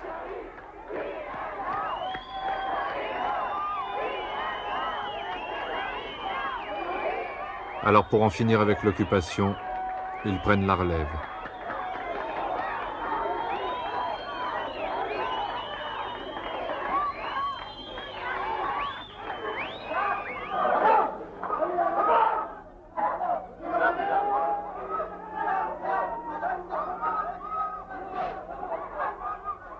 En un mois, 1500 arrestations. En 3 ans, des dizaines de milliers de jeunes vont connaître la prison.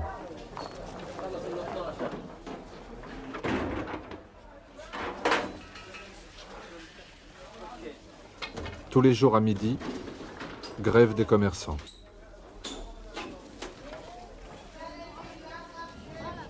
Grève des taxes et des impôts aux occupants. Les Palestiniens qui collaborent avec Israël sont tués. Un état-major clandestin est en liaison constante avec Tunis. Il diffuse les mots d'ordre, photocopiés à des milliers d'exemplaires et déposés la nuit devant les portes. C'est Abu Djihad qui depuis Tunis est chargé des contacts avec les territoires occupés. Considéré comme le commandant en chef de l'intifada, il est assassiné par un commando israélien.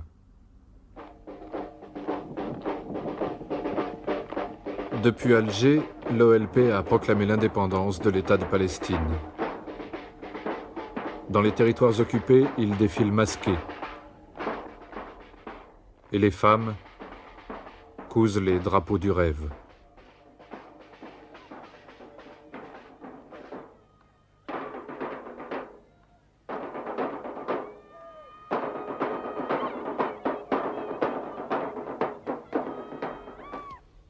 Désormais, Arafat s'adresse publiquement aux Israéliens. Jour après jour, phrase par phrase, il concède. Il prononce les mots attendus. The PLO parliament, the Palestinian parliament, the PNC had accepted 2 states, Palestine state and Jewish state, between brackets, Israel. I repeat for the record that we totally and absolutely renounce all forms of terrorism. All forms of terrorism, including individual, group, and state terrorism. We want peace. We are committed to peace. We are committed to peace. We want to live in our Palestinian state. We want to live in our Palestinian state and let live. And let live. Thank you. In his Geneva speech, Arafat did not announce that he recognizes Israel's right to exist. He ostensibly renounced terror, but at the same time hailed what he calls his struggle of liberation. We shall not negotiate with the PLO under any conditions, nor recognize it. From our point of view, the PLO is no partner for any peace process. It is a terrorist organization aimed at undermining our national existence and bringing about the destruction of the state of Israel. Shamir est sourd aux concessions d'Arafat. Mais dans la rue, en Israël, le débat s'est ouvert.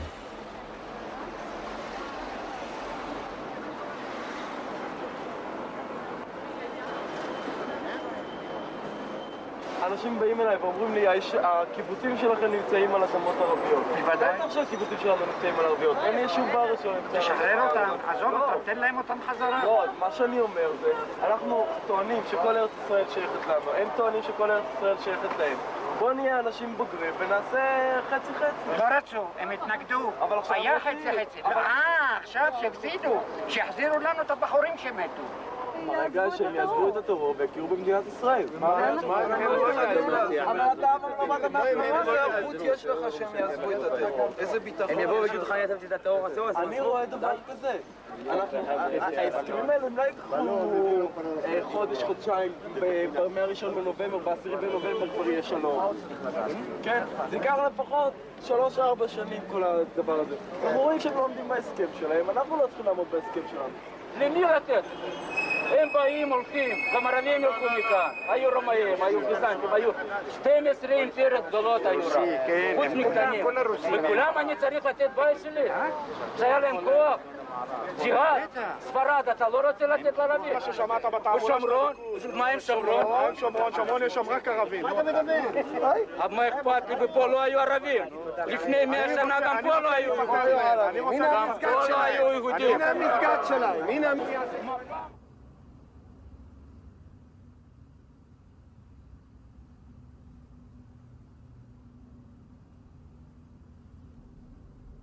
Cette scène, surprise par une caméra de télévision américaine, révèle au monde entier que l'armée israélienne a reçu l'ordre de frapper,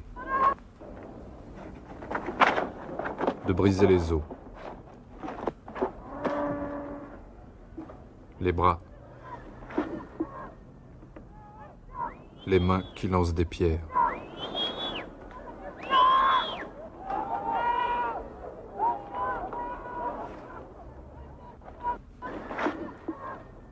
אתם משחיתים את נפש הנוער שלנו, שעה שאתם משלחים אותם מול נשים וילדים. 18 שנה במערכת החינוך שלנו הם לומדים את הכרזת העצמאות. הם לומדים על הושטת יד לשלום. הם מדברים על פיתוח הארץ לטובת כל תושביה. הם מדברים על שוויון האדם ואי אפליה. בהגיעם לגיל 18, אנשים בוגרים ומבוגרים, אתם משלחים אותם לפי חוקים קולוניאליים, ששר החוץ שלנו קורא להם חוקים ירדנים. אזרחי ישראל, ילדי ישראל, בשליחות ממשלת ישראל, לפי חוקים קולוניאליים, לעשות את הבלתי נכון, לא רק מבחינה מוסרית, אלא לפי כל כלל של חוק, צדק וסדר. Les consciences évoluent, mais sur 120 députés, ils ne sont encore qu'une dizaine à avoir le courage de parler ainsi. Voilà.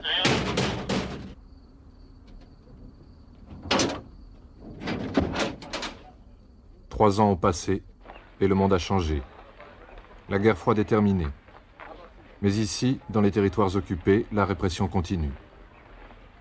Au Koweït, les résolutions de l'ONU sont appliquées par la force, mais ici, on attend depuis 23 ans. James Baker, le secrétaire d'État américain, a géré la crise du Golfe par la manière forte. Maintenant, il a un plan pour la paix israélo-arabe.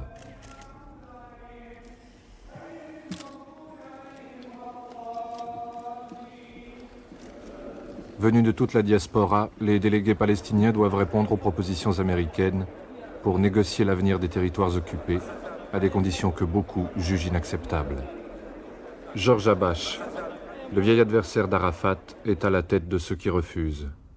أطفال الحجارة الذين كثيرا ما خاطبتهم من منفاك يا أخي العزيز يريدون علما ونشيدا وطنيا وجواز سفر ومقعدا في هيئة الأمم وأرضا يستندون لها لتحقيق كل أهدافهم الوطنية أي تحرير كامل التراب الوطني الفلسطيني. لا يريدون حكما ذاتيا. الثورة الفلسطينية المعاصرة لم تقدم حوالي 75,000 شهيد من أجل حكما ذاتيا. Le plan américain ne prévoit que des négociations pour un statut intérimaire des territoires occupés. Des négociations sans l'OLP. Rien encore sur le retour des réfugiés. Arafat sait que c'est à la fois la dernière chance et un premier pas vers la paix.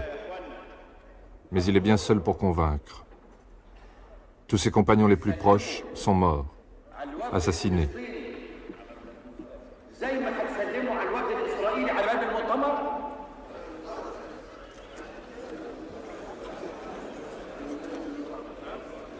256 pour, 68 contre, 12 abstentions.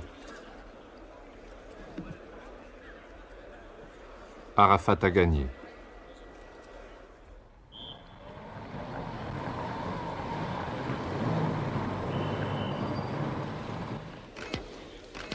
Le nouvel ordre mondial.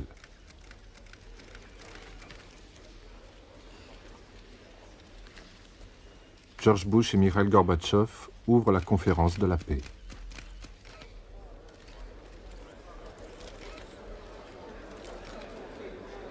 Pour la première fois, tous les voisins d'Israël sont là pour négocier. La Syrie, la Jordanie, le Liban ont envoyé leur ministre des Affaires étrangères.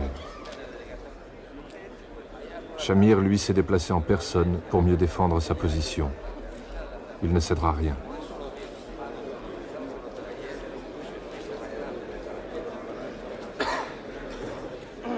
L'OLP et Yasser Arafat sont absents de la négociation.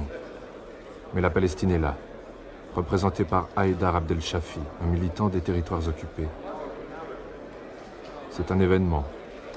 Pour la première fois, un Palestinien négocie directement l'avenir de son peuple et il a été officiellement mandaté par Yasser Arafat.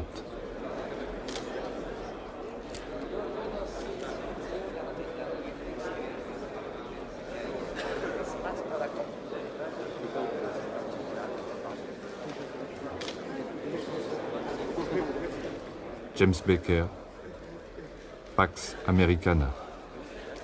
Les derniers vents de la tempête du désert ne sont pas encore retombés.